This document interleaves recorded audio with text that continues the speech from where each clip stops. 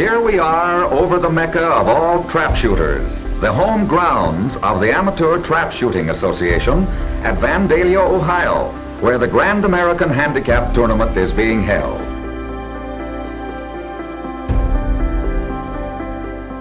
ACUI and Winchester Western joined in the common effort that brought these students together as friendly rivals in America's fastest growing sport.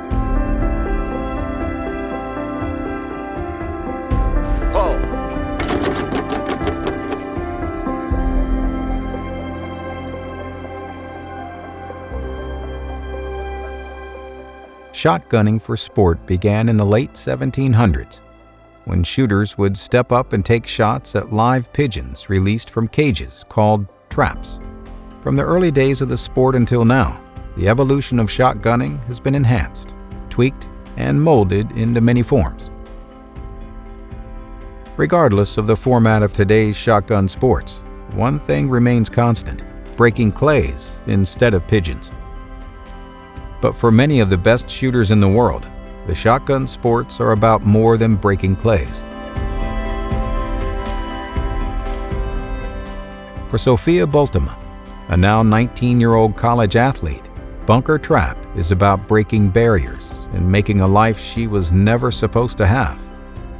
Conversely, for Anthony Matarese, the first sporting clay shooter in the world to win all 4 major titles, his life was meant to be lived with shotgun in hand. He began competitive shooting at the age of 10, and he's been breaking records ever since. The stories you're about to hear are as improbable and inspiring as they are unexpected. They're the embodiment of never give up and practice makes perfect. They illustrate that with enough heart and enough hustle, the shooting sports can transcend in more ways than one.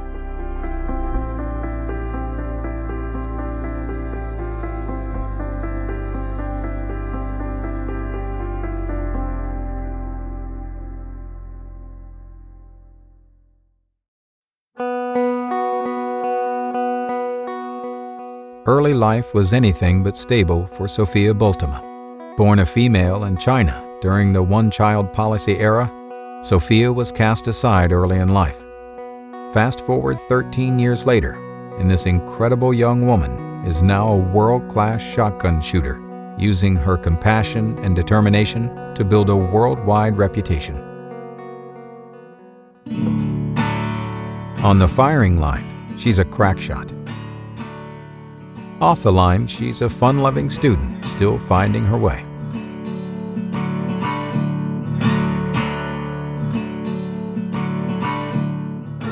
I'm Sophia Bultema. I am a para-trap shooter for Team USA for Hillsdale College.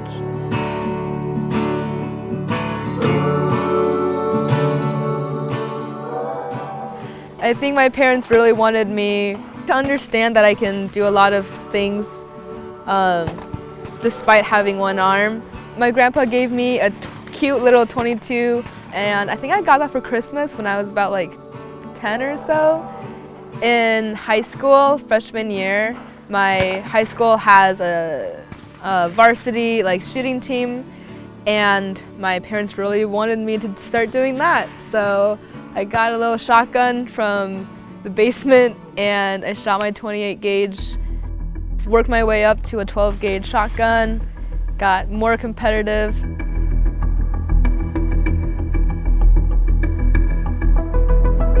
You know, early on it was like, I can't tell you how many times we went shooting before she finally broke a clay.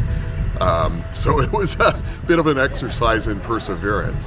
But it's just really encouraging for just to see how much shooting has been just a great, life development thing. And I'm glad she has joy in shooting, but just the level of confidence and poise and all of these other attributes that go along with shooting have just been a remarkable, thing. I think that missing an arm has never been a disability for her, but shooting, it put her on the same playing field. Once she figured out how to shoot, she does better than a lot of, two-armed, two-legged shooters. And really, parachuting has been the thing where she really is a standout, even kind of on the world stage. So that really helped kind of her move ahead.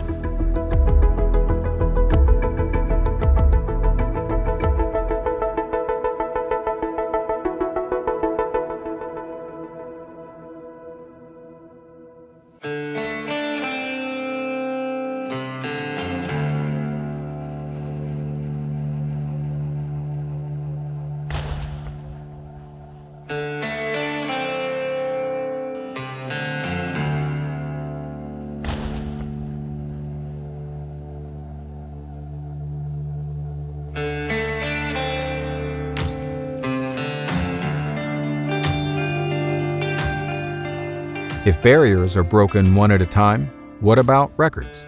Some say records are actually meant to be broken, and eventually they all fall. For the time being, world champion Anthony Matarese holds his fair share of records, and he's showing no signs of slowing down. I'm Anthony Matarese Jr. I'm from Pennsville, New Jersey. Born in 1984, makes me 39 years old this year. We're here at M&M Hunting Preserve and Sporting Clays. Been here my entire life, grew up here. My daily life is very interesting. So we have a hunting preserve and sporting clay range here. I would consider myself a shooting instructor, being my main profession. Good, all right, couple steps back. On a daily basis, I spend the majority of my time on the range, whether that be teaching shooting mostly, and then some big competitions throughout the year. So if someone was asking me what is my profession, I'm a shooting instructor. Awesome. Couldn't do that 20 minutes ago. Oh.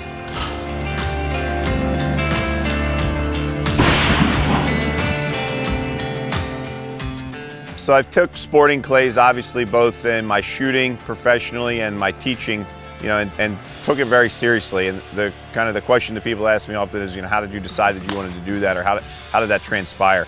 So it's pretty unique, and one of the reasons for my success as a shooting instructor is I'm very experienced at it. So I'm only 39 years old, but I started teaching shooting when I was 14 or 15. I had started taking people out on the range and teaching them how to shoot.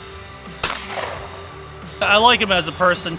He's very good at communicating. If you don't understand, he can explain it in multiple ways. I travel an hour and 15 minutes to come train with him. I did everything wrong when I came to him, and I had to relearn the whole sport. And he really gets the point across. He's easy to understand, and he did an incredible job in teaching me that, and he's helped me improve in every single way. We work hard, yeah. And that's one of the great things as an instructor. He pushes you. He just doesn't let you off easy.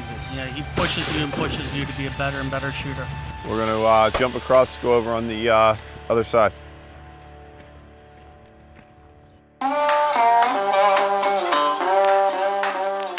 Sporting clays, shooting clay targets. Some people may have heard the common term trap shooting or skeet shooting, which is essentially shooting clay targets as well.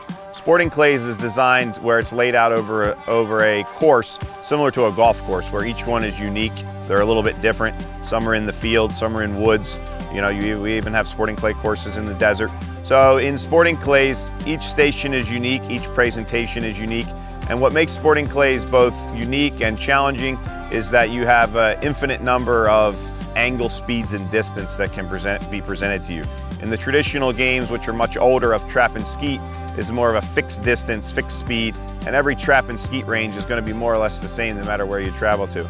Sporting clays originally designed to simulate hunting, all the different scenarios that you might have, from an overhead shot to a rabbit running on the ground to a going away shot, a crossing shot. Sporting clays has developed into a sport of its own, in the sense that obviously still a very good representation and practice for hunting, but now most sporting clay shooters are not actually hunters, where when it started it was a sport that was designed to allow hunters to get ready for the season.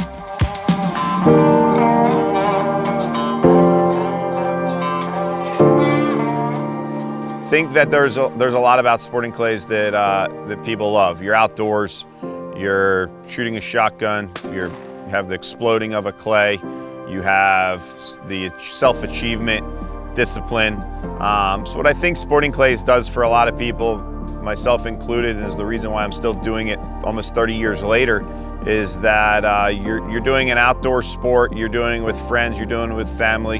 You have the opportunity to blow something up and hear the gun go off and smell the gunpowder. You have self-discipline, you have challenge. So all those things kind of together make it something that you can do for a lifetime. You can pursue passionately. You can pursue it as a recreation that you do a couple times in a season or once in a season, or you could be out there a couple days a week and really striving to prove yourself both as either a competitive shooter or just for the self-discipline of being an accomplished shooter.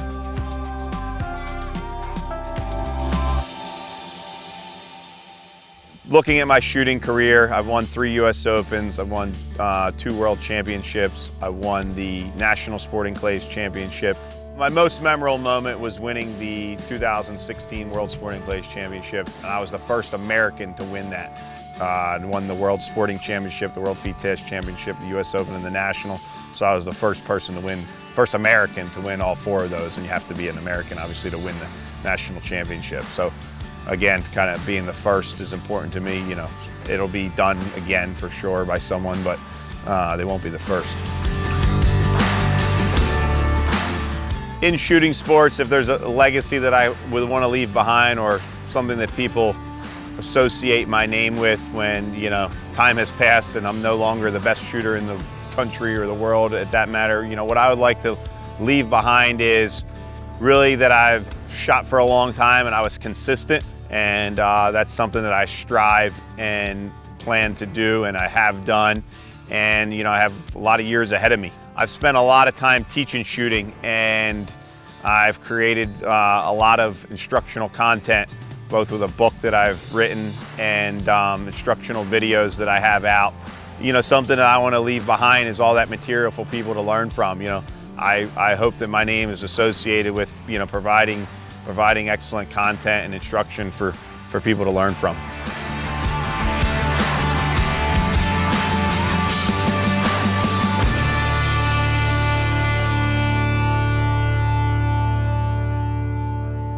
When you're out on a sporting clay range and in a competition, when you get to a station, you first start off, it's definitely a lot of thinking and planning outside the box. So you're making decisions where you're going to shoot targets, how you're going to approach it, what your plan is. So break points, hold points. You've looked at you have to analyze the target by seeing where it lands to recognize the angle, the speed, and the distance.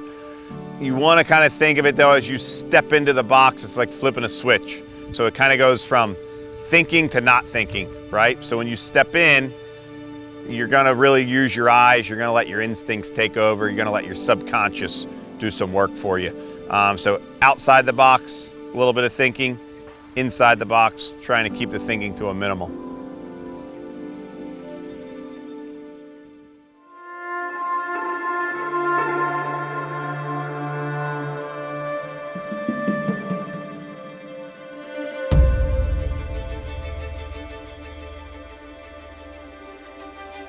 In the ideal world, before I go up on the line, my brain becomes very smooth and I do not think about it a lot. Where would my eyes be? How am I going to shoot that target? You stop thinking about things, you stop thinking about all the negative things. You kind of like have a little empty chamber in your mind that you either fill with shooting or you fill with nothing.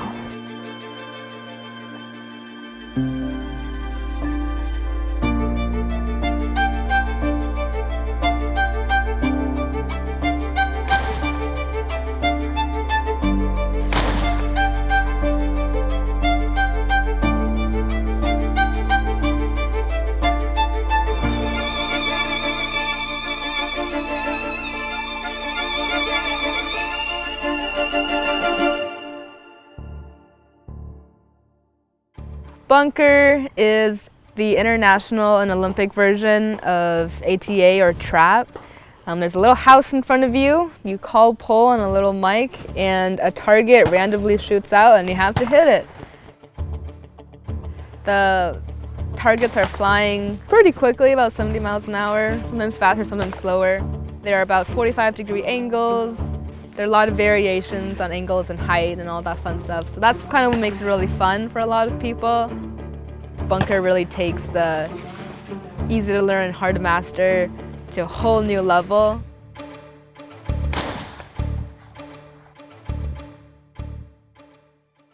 So I shoot paratrap, and to be a parachuter, there are a couple classifications and a couple of requirements that you have to kind of go through. Whenever you do a classification, they'll kind of go through like a little physical exam to see what you're missing, what may like constitute, does it pass or not pass as a physical ailment. I think mine's pretty obvious. I don't have a left arm. Adaptation from an able-bodied athlete to a para-athlete. And one of the things that I need to do as a coach is I need to figure out how the abilities that athlete has and kind of work on those strengths. With that, taking your left arm out of the equation for this game, especially bunker shooting, where you have 45-degree angles and a lot of 1 meter to 3 meters in height, is you don't have this left arm to get that elevation up there. But there's also a silver lining in it. Able-bodied shooters have a tendency to grip too hard with their left hand. That's something that Sophia can't do. So it actually keeps her more smooth, and it helps her get to some of those more difficult angles because she's relaxed and her body is able to direct the gun where it needs to go. I am not quite sure where her dreams of being a Paralympian fall in her life goals, but I want her to be a confident, powerful woman, and I think this is part of it. And she is doing really well for this 19-year-old girl.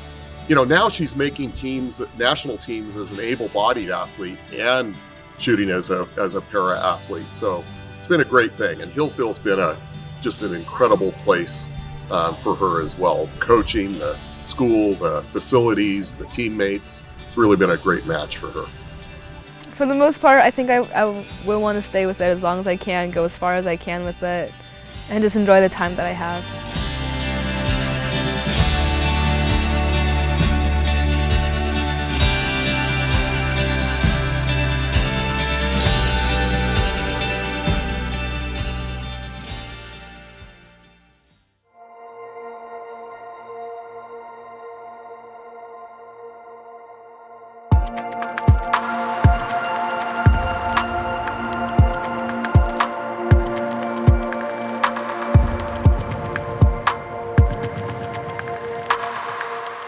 I am married. I have 4 kids. My oldest daughter is Emma, she's 9. My next daughter is Amelia, she's 6. My next daughter is Madeline, she's 3. And we have a son, Anthony the 3rd, and he is going to be 6 months next month. So that keeps me busy, obviously, with that broad range. My wife is Jessica. We live close by here to the range. We just moved within a couple miles within the last few years, which has made life a lot better for us, just being close to work. And again, I'm out shooting already, doing a little bit of target shooting, but also out hunting, etc. When he wins, it's great, but then when he loses, it's even worse because he is the hardest on himself, which is why I think he is where he is in his life. But above all, puts his family first. Family for me is everything. My family, meaning my parents, gave me the opportunity to do what I'm doing here today. My mom and dad took me all over the country, gave me that opportunity. My family now, my wife and my 4 kids, are a big part of my life every day, so all of that is part of the reason, why you do the things that you do, and that you go to places that you go and bring them and have those experiences and work hard to be able to provide for them and take them to different places with me. So family to me is huge.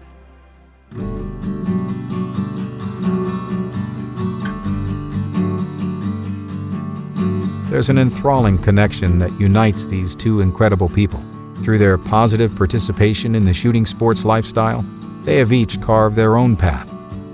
Sophia's unyielding spirit and against-all-odds approach has taken her to new heights, personally and professionally.